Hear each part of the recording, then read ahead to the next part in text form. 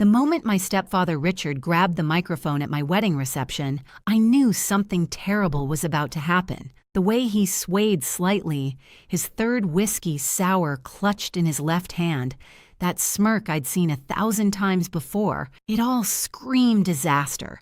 But nothing could have prepared me for what came next. I'm Millie Hatfield, I'm 29 years old, and what should have been the happiest day of my life turned into a nightmare that would ultimately lead to sweet, unexpected justice. Before I continue, please hit that like button and let me know in the comments where you're tuning in from and what time it is there. Thank you. Richard wasn't supposed to give a speech. We'd specifically planned the toast order, David's best man, my maid of honor, and David's father. But Richard had other plans. He tapped the microphone 3 times, that awful feedback screech making everyone wince, and began what he called his honest blessing for the marriage. He started with backhanded compliments about how I'd finally found someone willing to marry me despite my complicated family history. Then he launched into stories about my mother's struggles with depression after my father left, making it sound like mental illness was something shameful, something that made our family less than. My mother had passed 3 years ago, and here was this man, using her memory as a weapon at my wedding. The room went silent except for the sound of my mother-in-law Margaret's pearls clicking as she shifted uncomfortably. She already thought I wasn't good enough for her precious David, coming from a broken home, as she liked to whisper at family gatherings. Richard was just confirming all her prejudices. But Richard wasn't done. He announced to all 150 guests that he'd been bankrolling this little fantasy wedding and that he was cutting off the open bar immediately because he'd already spent enough on my pipe dreams. He actually used those words, pipe dreams, to describe my marriage to David. Then came the real kicker. He said I should be grateful he'd kept me fed and housed after my mother died, like I was some stray dog he'd taken in out of pity. The wedding coordinator looked at me in horror. The bartender actually stopped mid-pour. My cousin Jessica dropped her shrimp cocktail, and it landed with a splat that somehow echoed in the silent ballroom. I stood up slowly, my white dress rustling in the quiet. David reached for my hand, but I gently pulled away. I walked to the microphone where Richard stood, still smirking, probably expecting me to cry or plead. Instead, I smiled, the same smile I'd perfected during years of his condescension, took the microphone from his hand, and said simply that the reception was over, and everyone was welcome to take home the centerpieces. Then I walked out, just walked right out of my own wedding reception, my train trailing behind me like a queen leaving court. David followed, of course, wonderful man that he is, but not before his groomsman Marcus accidentally knocked Richard's whiskey all over his rented tux. Marcus always did have perfect timing. What Richard didn't know, what he'd never bothered to learn in his arrogance, was that my mother had been a brilliant software engineer. Those pipe dreams he mocked, I'd inherited her analytical mind, her attention to detail, and most importantly, her habit of keeping meticulous records. The company Richard now ran, the one that paid for his country club membership and his ridiculous midlife crisis Porsche, was built entirely on my mother's patents and code. 3 days after the wedding disaster, while David and I were supposed to be in Bermuda for our honeymoon, I was instead sitting in my living room in my pajamas, eating ice cream straight from the container. Ben & Jerry's Cherry Garcia, if you're wondering, because if you can't have chocolate therapy after your stepfather ruins your wedding, when can you? That's when Eddie Chen knocked on my door. Eddie had been our wedding photographer, but more importantly, he'd been my mother's colleague 20 years ago when they'd worked together at Tech Innovations. He stood there with his camera bag and a manila envelope that would change everything. Eddie told me he'd been struggling with whether to come forward, but after witnessing Richard's display, he couldn't stay quiet anymore. My mother had given him something to keep safe, something she'd told him to give me only if Richard ever went too far. Well, if ruining my wedding wasn't too far, I don't know what would be. Inside the envelope was a key to a safety deposit box at First National Bank, along with a sticky note in my mother's handwriting. For my brilliant daughter. Trust your instincts, love. The truth always surfaces.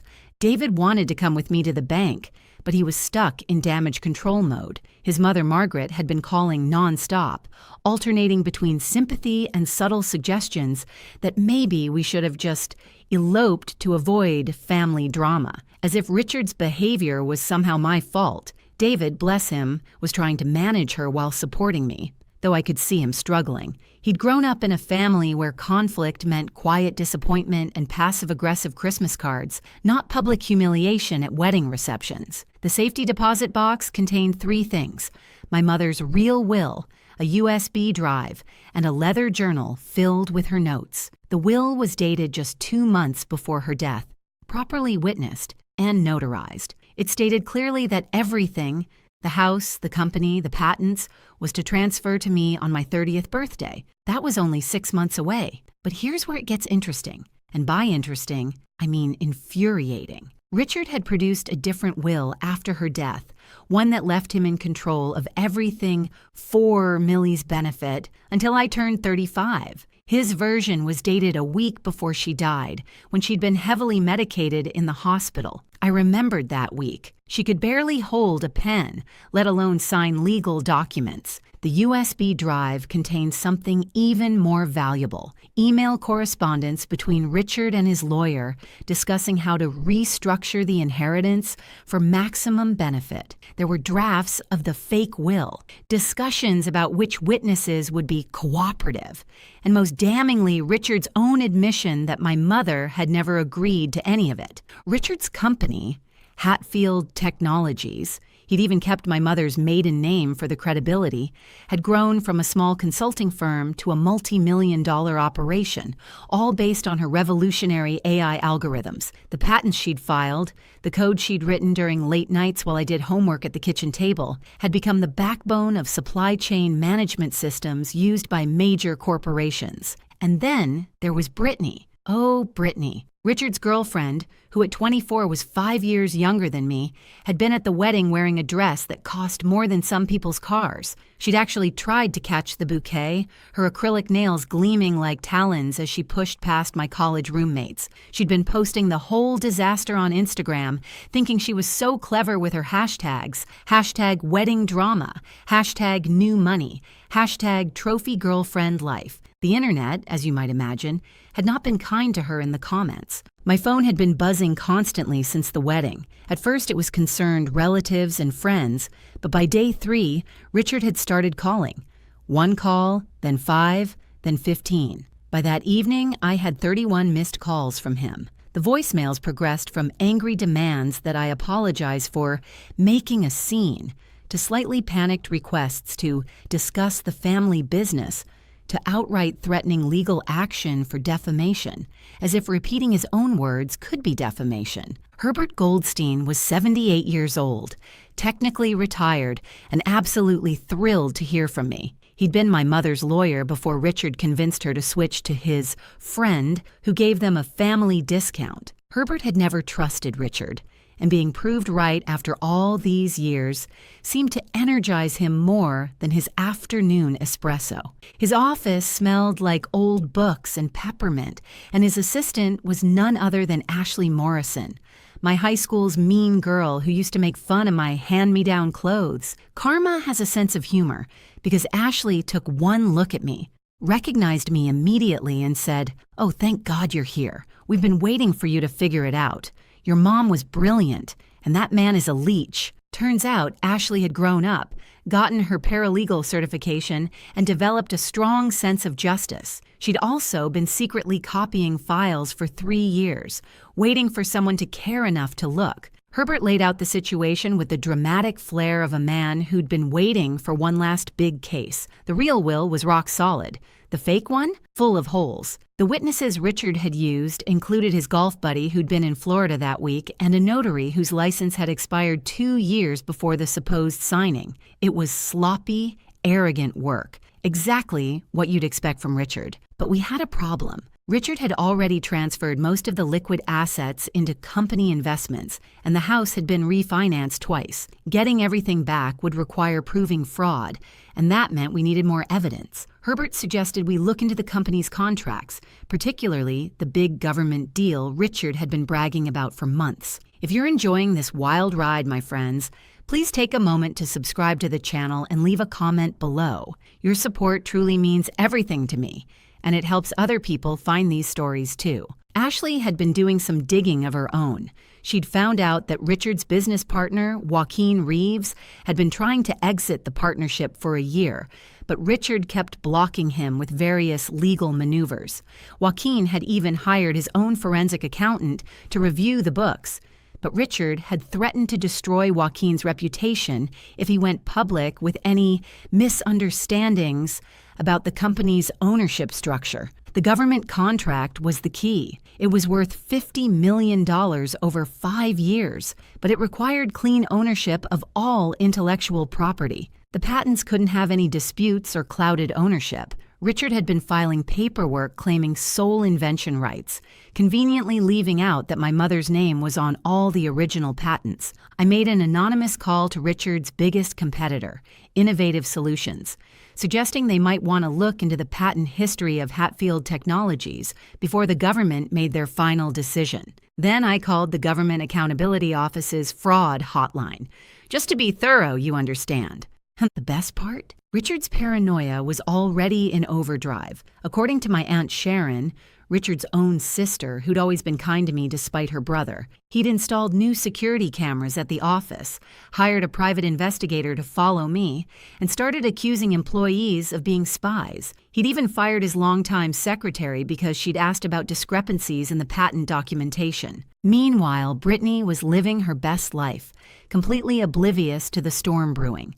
She'd posted photos from her spa weekend, her shopping spree at Neiman Marcus, and her new Tesla, all captioned with gems like CEO's girlfriend perks and building an empire. The woman couldn't spell entrepreneur, but was already calling herself one on LinkedIn. Herbert's assistant Ashley turned out to be a social media genius. She'd been screenshotting everything, creating a digital trail of Richard and Brittany's spending sprees, while the company was technically in financial distress. Every purchase made with company funds, every business dinner at 5-star restaurants with no actual business conducted, every luxury vacation written off as a corporate retreat, Ashley had receipts for all of it. The universe has a sense of timing, I'll give it that. The very morning I learned about the government contract's requirements, Richard posted on LinkedIn about taking Hatfield Technologies to the next level, with a photo of himself standing in front of my mother's portrait in the office lobby,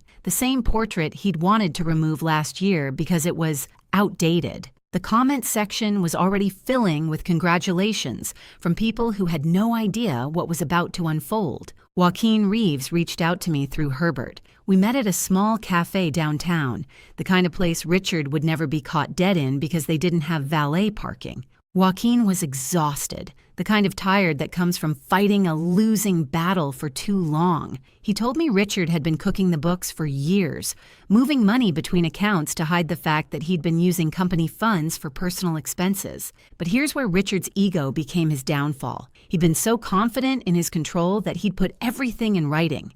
Emails directing Joaquin to falsify reports, text messages about hiding assets, even a recorded phone call where Richard explicitly said my mother's patents were technically the company's property now, and I would never be smart enough to figure it out anyway. Joaquin had everything documented, but he'd been afraid to act because Richard had dirt on him too. A minor tax issue from years ago that Richard had blown up into a potential career ender. But with the government contract on the line and my evidence about the patents, Joaquin finally had leverage. We coordinated our attack like a chess match. First, Joaquin's forensic accountant would submit their findings to the Government Contract Review Board. Then I would file my claim on the patents with the U.S. Patent Office, showing my mother's original work and my rightful inheritance. Finally, Herbert would file an emergency injunction preventing Richard from signing any contracts on behalf of Hatfield Technologies. The timeline was critical. The government contract final review was in 1 week. Richard had already scheduled a celebration party at the country club, complete with champagne fountain and a band. Brittany had bought a new dress for the occasion, a $3,000 sequined number that she'd posed with on Instagram, captioning it, "Future Mrs. CEO ready to celebrate." Richard's paranoia was reaching comic levels. According to the Office Gossip Network, which Ashley had thoroughly infiltrated, he'd started making employees sign new NDAs every morning, installed keystroke loggers on all computers, and hired 3 different private investigation firms to watch each other. He'd even accused the janitor of being a corporate spy because the man had asked about the portrait of my mother. The irony was delicious. Richard, who'd built his empire on my mother's genius, couldn't even understand the basic code she'd written. He'd hired a team of engineers to maintain and update the systems, but none of them really grasped the elegant simplicity of her original algorithms. They'd been patching and bandaging problems for years, creating a mess of spaghetti code that barely functioned. Meanwhile, I'd spent my teenage years learning programming from my mother, understanding not just the what, but the why of her innovations. Richard's emergency family meeting was scheduled for Sunday afternoon at his house. Technically my mother's house, but I wasn't ready to push that button just yet. The group text he sent was a masterpiece of manipulation. Need all family members present to discuss Millie's recent unstable behavior and its impact on our family's reputation. Coffee and pastries will be served. Unstable behavior. The man who'd humiliated me at my wedding was calling me unstable. It was like the pot calling the kettle beige. Not even black, just beige, because Richard couldn't even get his metaphors right. I arrived 15 minutes late, on purpose, wearing my mother's favorite blazer and carrying a leather briefcase that had belonged to her. The living room was full. Richard's sister, Sharon, looking uncomfortable, various cousins who'd driven in from neighboring states, my mother's elderly Aunt Ruth who'd flown in from Phoenix, and surprisingly, David's mother, Margaret, who Richard had apparently invited to witness the intervention. Richard stood by the fireplace like he was about to deliver a State of the Union address. Brittany sat on the arm of his chair, wearing what I can only describe as business casual meets Vegas showgirl. A blazer with nothing underneath but a lace bralette, because subtlety was never her strong suit. Richard launched into his prepared speech about my vindictive behavior following a harmless wedding toast, how I was trying to destroy the family business out of spite, and how he was considering having me evaluated for mental health issues, just like my poor mother, he added with fake sympathy that made my skin crawl. That's when I opened the briefcase. The click of the latches was surprisingly loud in the hushed room. I pulled out copies of everything: the real will, the forged documents, the email evidence, the patent records, and a special surprise, Richard's tax returns showing he'd been claiming my mother's patents as his own inventions for tax breaks. But the real showstopper was what I'd discovered just that morning. Richard hadn't just stolen from me. He'd been managing Aunt Ruth's retirement fund and had borrowed $200,000 for a temporary business investment that was somehow never repaid. He'd convinced Cousin Michael to invest his kids' college funds in a subsidiary company that existed only on paper. He'd even taken out loans using Sharon's house as collateral without telling her. The room erupted. Aunt Ruth, despite being 84 and usually sweet as pie, stood up and called Richard something I can't repeat here, but it rhymed with trucking fastard. Michael looked like he was about to throw up. Sharon went pale, then red, then a concerning shade of purple. My cousin Todd, bless his millennial heart, was live tweeting the entire meltdown. His commentary included gems like, "Uncle Dick just got exposed harder than my freshman year Facebook photos," and "Auntie Millie came with receipts like a CVS shopping trip." The tweets went viral within hours, but we didn't know that yet. Richard tried to regain control, shouting about family loyalty and how I was twisting everything. That's when Brittany, sweet, vapid Brittany, made her fatal error. She laughed and said, "Come on, Rich. Just pay them off like you did with that accountant last year." The silence that followed was deafening. Even Todd stopped typing. Richard turned to Brittany with a look of pure panic.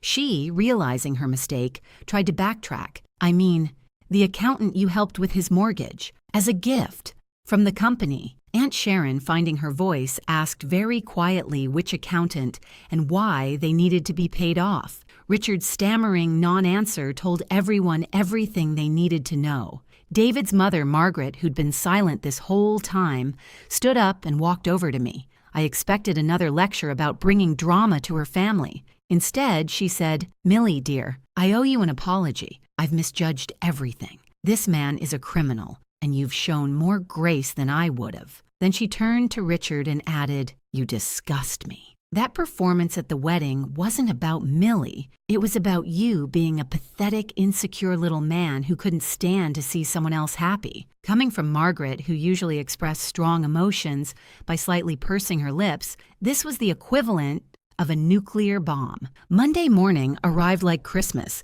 if Christmas involved schadenfreude and legal documents. At 9 a.m. sharp, the Government Accountability Office announced they were suspending the contract review, pending an investigation into credible allegations of intellectual property fraud. By 9:30, Richard's company email had blown up with panicked messages from investors. Joaquin, finally free to act, filed his lawsuit at 10 a.m.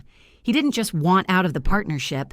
He wanted damages for fraud, emotional distress, and defamation. His lawyer, it turned out, was Herbert's former partner who'd been waiting 20 years to stick it to Richard for a golf club incident I didn't even want to know about. By noon, 3 major clients had pulled their contracts, citing concerns about company stability and leadership ethics. The 4th client, a Fortune 500 company, sent their legal team to the office to conduct an emergency audit. They arrived to find Richard trying to shred documents, while Brittany stuffed hard drives into her oversized Hermes bag. The banks moved faster than anyone expected. The loans Richard had taken out using the patents as collateral were suddenly a problem, since the patent's ownership was in dispute. First National froze the company accounts. Commerce Bank called in their credit line. Even the company credit cards stopped working, which Brittany discovered when she tried to pay for her lunch at the country club and had to call a friend to bail her out. The house of cards was collapsing, and Richard was standing in the middle of it, still trying to convince everyone it was just a misunderstanding. He called an emergency board meeting, forgetting that half the board members were my mother's former colleagues who'd been keeping quiet out of respect for her memory. They were done being quiet. The afternoon brought my favorite moment of the entire saga. Brittany, realizing the gravy train had derailed, tried to salvage something from the wreckage. She went to Richard's office to grab her jewelry from the safe, jewelry he'd bought with company funds and written off as client entertainment. She found the safe empty. Richard had already pawned everything to pay for the lawyers he'd hired that morning. The resulting screaming match could be heard 3 floors down. Brittany called Richard every name in the book and several that weren't in any book I'd read. She threw his golf trophies out the window. They were all participation trophies anyway. She dumped his protein shakes on his car seats. Then she posted a breakup announcement on Instagram. Single again. Turns out he was broker than broke. You're just a new beginnings. And he sugar daddy wanted. No, not my circus, not my monkeys. Richard's country club membership was revoked by 5 p.m. Apparently, bouncing a $50,000 event deposit check is frowned upon in those circles. His golf buddies, the same ones who'd laughed at his wedding toast, suddenly didn't know him. The club president actually called me to apologize for any distress their former member had caused, which was code for, "Please don't sue us. We had no idea he was using stolen money." That evening, the local news picked up Todd's tweets. The story of the wedding toast disaster had gone viral over the weekend, and now the business collapse was trending. The headline read, "Local CEO's wedding toast leads to company collapse, federal investigation." They even had video from the wedding. Turns out the videographer had kept rolling during Richard's speech, thinking it was planned. The footage was damning. By midnight, Richard had sent me 31 voicemails, each more desperate than the last. They ranged from threats of legal action to attempts at guilt-tripping about family loyalty to outright begging. The last one was just him crying. I didn't feel bad. Well, maybe a little bad for his liver, which had probably processed more whiskey that day than in the previous month. Tuesday, 2:47 a.m.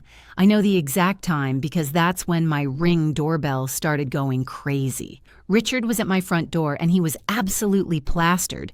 Not just drunk. We're talking about the kind of intoxicated where you think you can fight a mailbox and win. He'd apparently taken an Uber to my house after the driver refused to take him to 3 other addresses, including his lawyer's house and, randomly, a Waffle House. He was pounding on the door, shouting about how this was his house anyway, how my mother had promised him everything, how I was an ungrateful brat who needed to learn respect. He had a stack of papers with him, the forged will, some fabricated receipts, and what looked like a crayon drawing of a contract. The man had literally brought kindergarten-level forgeries to a legal gunfight. David tried to reason with him through the Ring speaker, but Richard started threatening to break down the door with a garden gnome. My garden gnome. The one my mother had painted to look like a little wizard.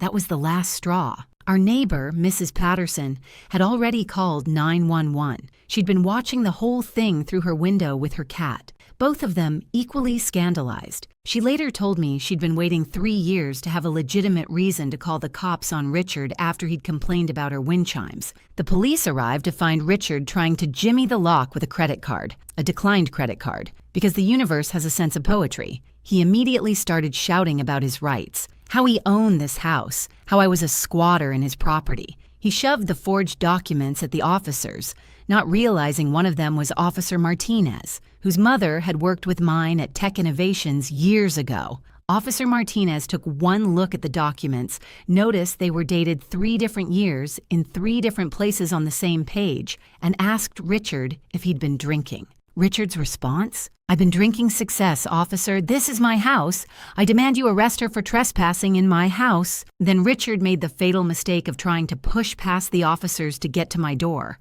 That's when things got interesting. Turns out Richard had more than just alcohol in his system. He'd apparently taken what Brittany later described on her Instagram story as confidence pills, which I'm pretty sure weren't prescribed by any legitimate doctor. The officers cuffed him for attempted breaking and entering, public intoxication, and assault on a police officer, though honestly, his attempt to push Officer Martinez was more like an aggressive lean. As they were putting him in the car, he started listing all the important people he knew who would have their badges. The list included 2 retired mayors, a fictional senator, and oddly, Judge Judy. But here's where it gets really good. And while searching Richard for weapons, standard procedure, they found a USB drive in his pocket. Richard, in his infinite drunken wisdom, had been carrying around the original files he'd used to forge my mother's will, including a Word document hilariously titled, "Real Will Final Use This One Doc."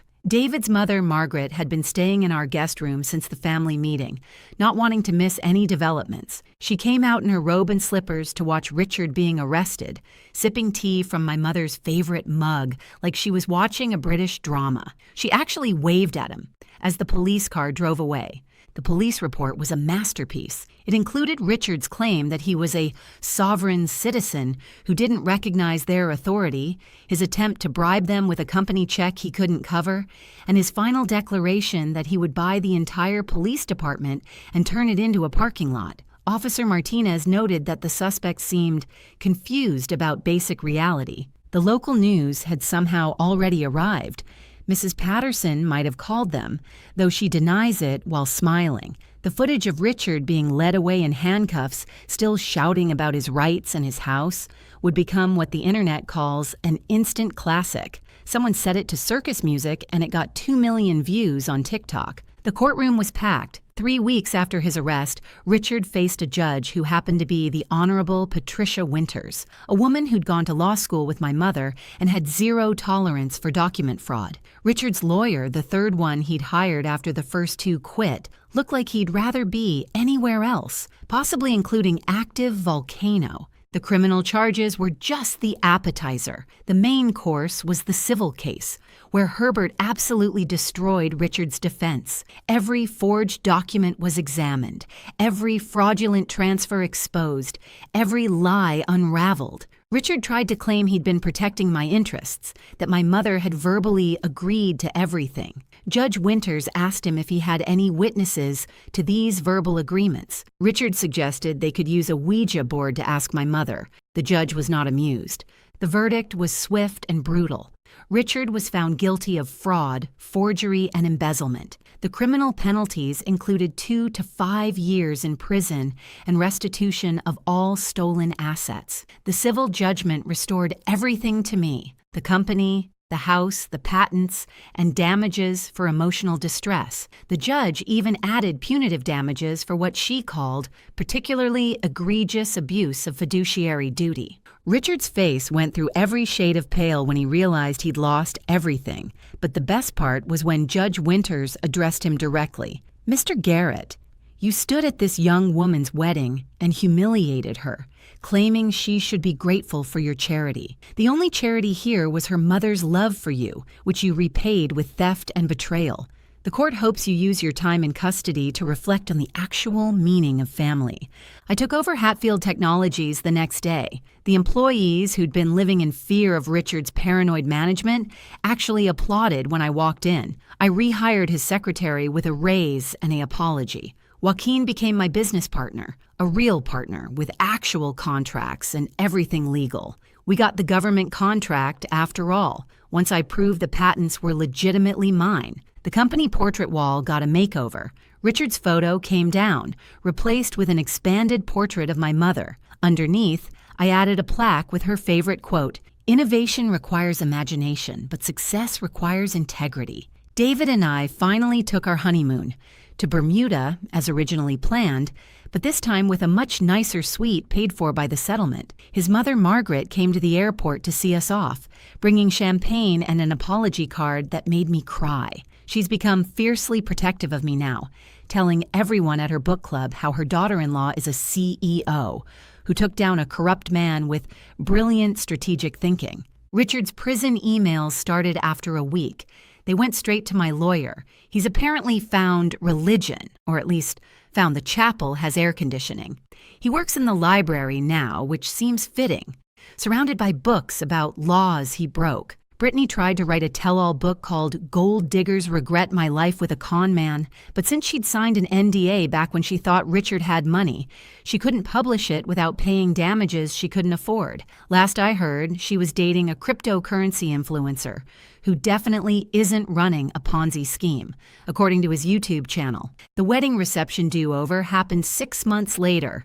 Same venue, same guests, minus Richard, but this time with toasts that actually celebrated love instead of tearing it down. Aunt Ruth gave a beautiful speech about my mother's strength living in me. Even Todd managed to say something heartfelt without mentioning Twitter once. My mother's AI algorithm just won an Industry Innovation Award. I accepted it on her behalf, wearing her blazer, the one she wore when she first pitched the idea that would build an empire. An empire Richard tried to steal but could never truly understand. I keep one voicemail from that night of 31 calls, not out of nostalgia, but as a reminder. In it, Richard says, "I'll never be half the business person he is." He was right. I'm twice the person he ever was because I learned from the best. My mother didn't just leave me patents and code.